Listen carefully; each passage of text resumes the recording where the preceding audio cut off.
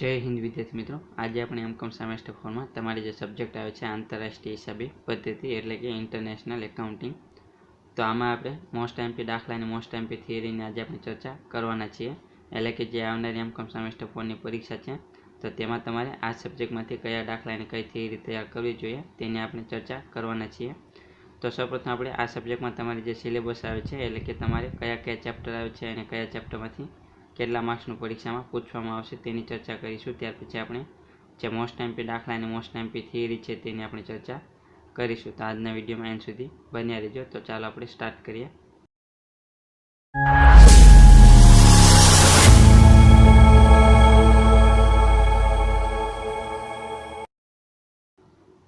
તો સૌપ્રથમ આપણે ઇન્ટરનેશનલ એકાઉન્ટિંગમાં સિલેબસની વાત કરીએ.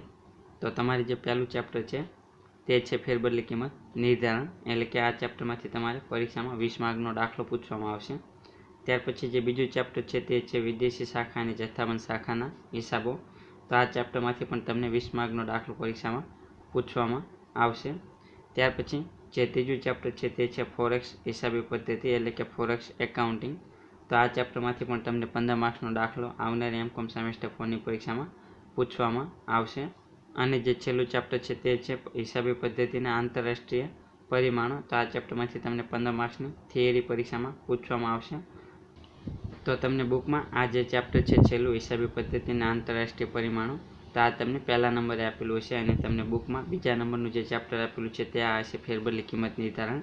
પરંતુ આ જે ચેપ્ટર છે હિસાબી પદ્ધતિના આંતરરાષ્ટ્રીય પરિમાણો, તો આ ચેપ્ટરમાંથી તમને થિયરી પૂછવામાં આવશે લાસ્ટમાં 15 માર્ક્સની. તો એટલા માટે આપણે આ ચેપ્ટરને અહીં છેલ્લે રાખેલું છે. તો આ તમારો સિલેબસ છે. તો આપણે ફરી એકવાર જોઈ લઈએ. જે પહેલું ચેપ્ટર છે ફેરબદલી કિંમત નિર્ધારણ, તેમાંથી તમને 20 માર્કનો દાખલો પૂછવામાં આવશે. ત્યાર પછી જે બીજું ચેપ્ટર છે વિદેશી શાખા અને જથ્થાબંધ શાખાના હિસાબો, તેમાંથી પણ 20 માર્કનો દાખલો પૂછવામાં આવશે. ત્યાર પછી જે ત્રીજું ચેપ્ટર છે ફોરેક્સ એકાઉન્ટિંગ, એટલે કે તેમાંથી તમને 15 માર્ક્સનો દાખલો પૂછવામાં આવશે. અને જે છેલ્લું ચેપ્ટર છે તેમાંથી તમને 15 માર્ક્સની થિયરી લાસ્ટમાં પૂછવામાં આવશે. તો આ થઈ તમારા સિલેબસની વાત. હવે આપણે જે પહેલું ચેપ્ટર છે ફેરબદલી કિંમત નિર્ધારણ, તો તેમાંથી 20 માર્કનો દાખલો તમને પરીક્ષામાં પૂછવામાં આવશે. તો તેના મોસ્ટ એમપી દાખલાની વાત કરીએ કે તમારે કયા કયા દાખલા તેમાં કરવા જોઈએ. તો સૌપ્રથમ આપણે ચેપ્ટર 1ની વાત કરીએ. તો જે ચેપ્ટર પહેલું છે ફેરબદલી કિંમત નિર્ધારણ, તેમાંથી તમને પરીક્ષામાં 20 માર્કનો દાખલો પૂછવામાં આવશે. તો સૌપ્રથમ આ ચેપ્ટરમાંથી તમારે કયા કયા દાખલા તૈયાર કરવા જોઈએ તેની આપણે વાત કરીએ. તો સૌપ્રથમ 2020નું જે પેપર છે તેમાં તમને જે પહેલો દાખલો પૂછવામાં આવેલો છે એ કંપની લિમિટેડ કરીને, આ દાખલો ખાસ તૈયાર કરવાનો છે.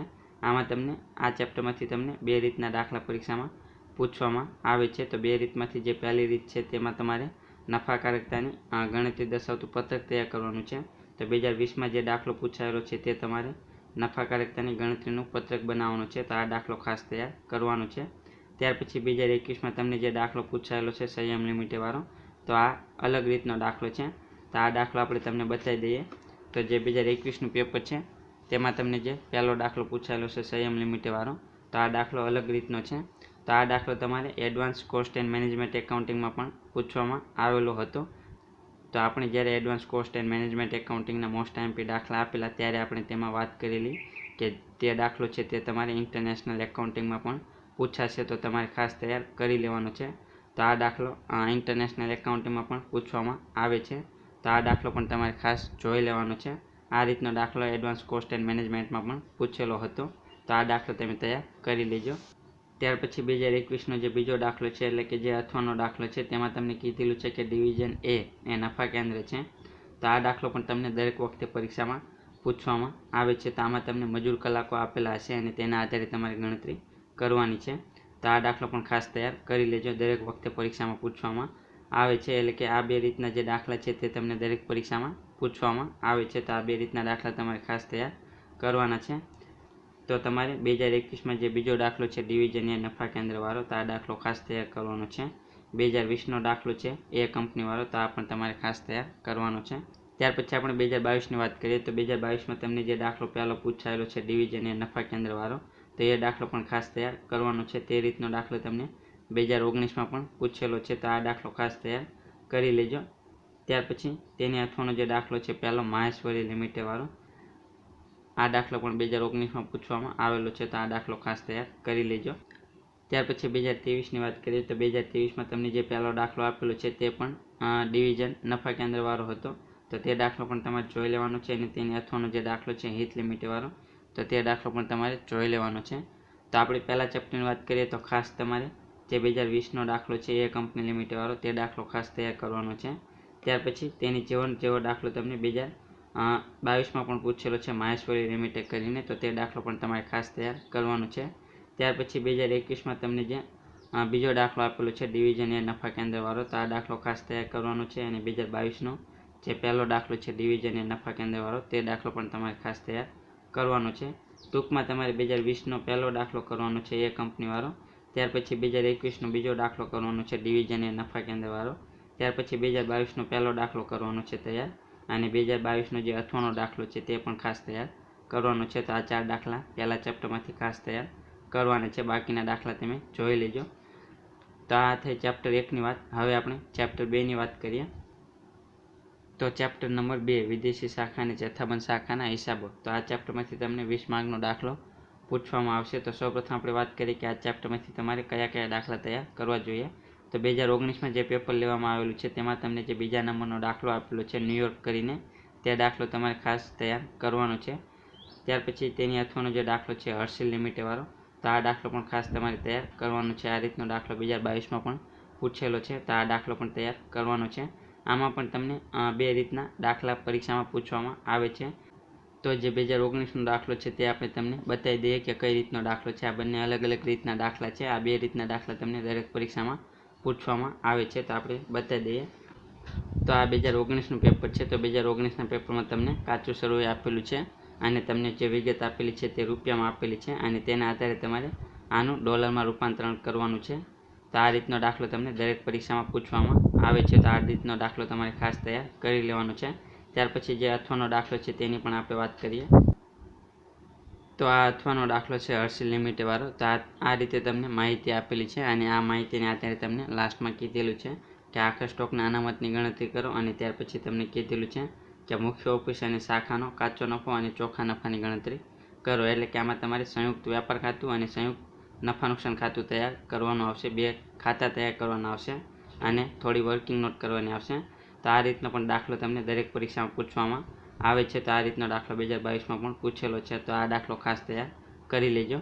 તો તમારે 2019નો જે દાખલો છે તે તમારે ખાસ તૈયાર કરવાના છે, બંને દાખલા. ત્યાર પછી જે 2021નો દાખલો છે મોનિશ લિમિટેડવાળો, તો તે દાખલો પણ તમને જે હર્ષિલ લિમિટેડવાળો દાખલો છે તેની જેવો જ છે, તો તે દાખલો પણ તમારે ખાસ તૈયાર કરવાનો છે. ત્યાર પછી જે 2021નો 4 નંબરનો દાખલો છે, તો આ દાખલો પણ તમારે ખાસ તૈયાર કરવાનો છે. આ દાખલો પણ 2019માં જે ન્યુયોર્કવાળો છે તેની જેવો જ છે. ત્યાર પછી 2022માં તમારે જે સંયમ લિમિટેડવાળો દાખલો આપેલો છે તે દાખલો પણ તમારે ખાસ તૈયાર કરવાનો છે, અને તેની અથવાનો જે દાખલો છે શુભમ લિમિટેડવાળો, તો આ દાખલો પણ તમારે ખાસ તૈયાર કરવાનો છે. તો આ દાખલો 2019માં પણ તમને પૂછેલો છે, તો તે દાખલો તમારે ખાસ તૈયાર કરવાનો છે. એટલે કે ટૂંકમાં તમારે 2019માં જે દાખલા પૂછેલા છે તે બંને દાખલા ખાસ તૈયાર કરવાના છે. ત્યાર પછી 2021નો જે દાખલો છે મોનેશ લિમિટેડવાળો, તે દાખલો પણ ખાસ તૈયાર કરવાનો છે, અને તેની અથવાનો એટલે કે જે 4 નંબરનો દાખલો છે તે પણ ખાસ તૈયાર કરવાનો છે. અને 2022નો જે દાખલો છે સંયમ લિમિટેડવાળો, તે પણ ખાસ તૈયાર કરવાનો છે. અને આ શુભમ લિમિટેડવાળો દાખલો છે તે 2019માં પૂછાયેલો છે, તેથી તમે આ દાખલો નહીં કરો તો ચાલશે. ટૂંકમાં તમારે બીજા ચેપ્ટરમાંથી આટલા દાખલા તૈયાર કરવાના છે. આ ચેપ્ટરમાંથી તમને 2 રીતના દાખલા દરેક પરીક્ષામાં પૂછવામાં આવે છે. તો આ વખતે પણ 2 રીતના દાખલા તમને પરીક્ષામાં પૂછવામાં આવશે, જેમાં તમારે એક રીતમાં તમારે રૂપાંતરિત કાચું સરવૈયું, વ્યાપાર ખાતું, નફા નુકસાન ખાતું અને પાકું સરવૈયું તૈયાર કરવાનું આવશે. જ્યારે બીજી રીતમાં તમારે ફક્ત સંયુક્ત વ્યાપાર ખાતું અને સંયુક્ત નફા નુકસાન ખાતું તૈયાર કરવાનું આવશે. તો આ બંને રીતના દાખલા તમને પરીક્ષામાં પૂછવામાં આવશે. ત્યાર પછી ત્રીજા ચેપ્ટરની વાત કરીએ તો જે ત્રીજું ચેપ્ટર છે ફોરેક્સ હિસાબી પદ્ધતિ, એટલે કે ફોરેક્સ એકાઉન્ટિંગ. તો આમાંથી તમને 15 માર્ક્સનો દાખલો પરીક્ષામાં પૂછવામાં આવશે. તો આમાંથી તમે કયા દાખલા તૈયાર કરવા જોઈએ તેની વાત કરીએ. તો જે 2018માં તમને જે દાખલો પૂછવામાં આવેલો છે દવે વ્યાસ લિમિટેડવાળો, તો આ દાખલો મોસ્ટ આઈએમપી છે. આ દાખલો ખાસ કરી લેજો. આ દાખલો 2019માં તમને જાન લિમિટેડ કરીને પૂછેલો, ત્યાર પછી 2020માં તમને LM લિમિટેડ કરીને પૂછેલો, ત્યાર પછી 2022માં તમને સલોની લિમિટેડ કરીને પણ પૂછેલો છે. તો આ દાખલો ખાસ તૈયાર કરી લેજો. આમાં તમારે ફક્ત આમ નોંધ તૈયાર કરવાની છે, અન્ય કોઈ પણ ગણતરી કરવાની નથી. ફક્ત તમારે આમ નોંધ કરવાની છે. તો આ દાખલો ખાસ તૈયાર કરી લેજો. આ દાખલાનું આપણે સોલ્યુશન કરાયેલું છે. ત્યાર પછી તેની અથવાનો જે દાખલો છે ત્રીજો જયેશ લિમિટેડવાળો, તો આ દાખલો પણ ખાસ તૈયાર કરી લેજો. આમાં પણ તમને આ દાખલો પણ તમને 2021માં નિમિષા લિમિટેડ કરીને પૂછેલો અને 2023માં દીપાલી લિમિટેડ કરીને પૂછેલો છે. તો આ બંને દાખલા ખાસ તૈયાર કરી લેજો. આ બંને દાખલા મોસ્ટ આઈએમપી છે.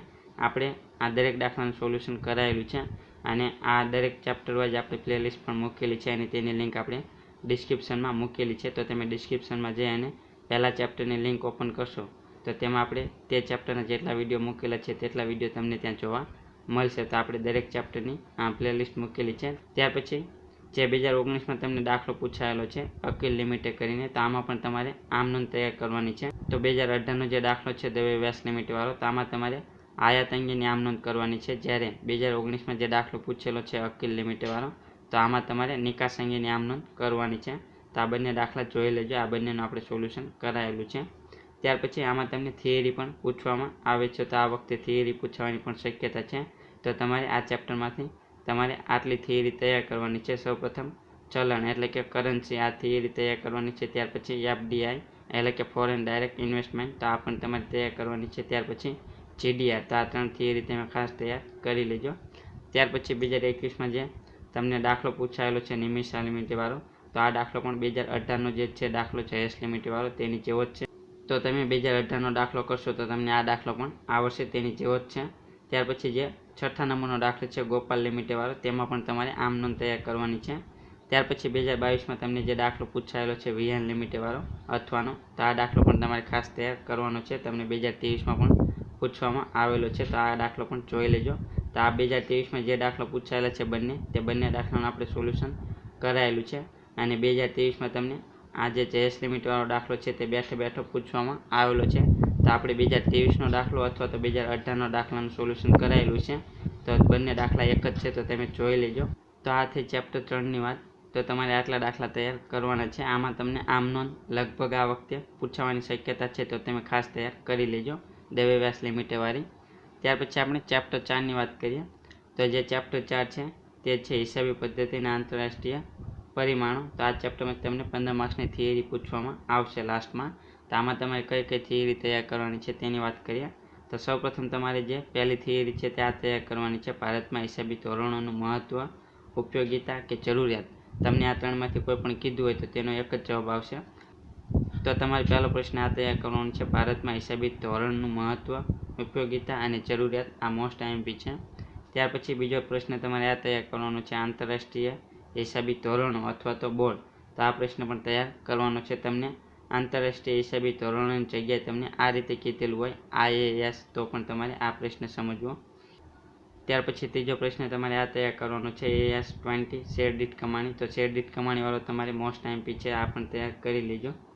ત્યાર પછી જે ચોથો પ્રશ્ન છે તે તમારે આ તૈયાર કરવાનો છે, ભારતીય હિસાબી ધોરણ 11. તો આ પ્રશ્ન મોસ્ટ આઈએમપી છે, આ ખાસ તૈયાર કરી લેજો. ત્યાર પછી 5મા નંબરનો પ્રશ્ન તમારે આ તૈયાર કરવાનો છે, MNCનું મહત્ત્વ. તો આ પ્રશ્ન ખાસ તૈયાર કરી લેજો. અને છેલ્લો પ્રશ્ન તમારે આ તૈયાર કરવાનો છે, સંપાદનનો ખ્યાલ. તો આટલા પ્રશ્ન તમારે જોઈ લેવાના છે. આમાંથી સૌપ્રથમ તમારે ભારતીય હિસાબી ધોરણનું જે મહત્ત્વ છે તે તમારે ખાસ તૈયાર કરવાનું છે. ત્યાર પછી બીજો પ્રશ્ન છે IAS વાળો, તો આ પ્રશ્ન પણ તમારે ખાસ તૈયાર કરવાનો છે. ત્યાર પછી જે ભારતીય હિસાબી ધોરણ છે તે પણ તમારે તૈયાર કરવાનો છે અને MNCનું મહત્ત્વ છે તે પણ તમારે તૈયાર કરવાનો છે. તો આટલા પ્રશ્ન ખાસ તૈયાર કરી લેજો સૌપ્રથમ. ત્યાર પછી બાકીના પ્રશ્નો તમે જોઈ લેજો એકવાર. તો આ તમારા ઇન્ટરનેશનલ એકાઉન્ટિંગના મોસ્ટ આઈએમપી દાખલા અને મોસ્ટ આઈએમપી થિયરી છે.